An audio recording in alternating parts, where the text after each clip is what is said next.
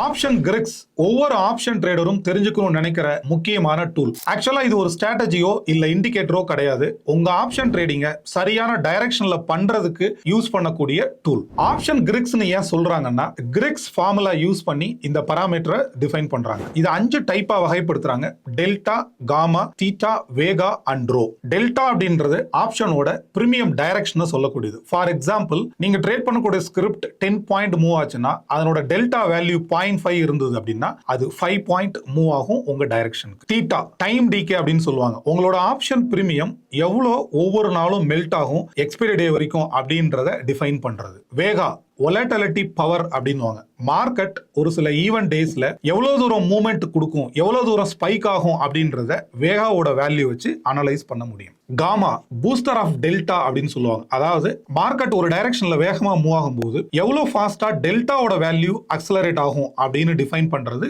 Gamma. Row இது பொதுவா ட்ரேடர்ஸுக்கு பெரிய அளவுல யூஸ் ஆகாது. ஆனா ஆப்ஷனோட பிரீமியம் டிசைட் பண்றதுல இதனோட பங்கு பெரிய அளவுல இருக்கும். இன்ட்ரெஸ்ட் ரேட்டை டிஃபைன் பண்றதுல இதனோட கால்குலேஷன் பெரிய அளவுல யூஸ்ஃபுல்லா இருக்கும். ஒரு ட்ரேடரா ஆப்ஷன் கிரிக்ஸ் வேல்யூவை தெரிஞ்சிக்காம நீங்க ட்ரேட் பண்றது, உதாரணத்துக்கு டைரக்ஷன் தெரியாம நீங்க ஒரு இடத்துக்கு போற மாதிரி. ஆனா கிரிக்ஸ் வேல்யூவை ப்ராப்பரா அனலைஸ் பண்ணீங்கன்னா கான்ஃபிடென்ட்டா ஒரு டைரக்ஷன் தெரிஞ்சு ஒரு இடத்துக்கு போற மாதிரி. சோ எது simple and easy and smart அப்படின்றத நீங்களே டிசைட் பண்ணிக்கோங்க.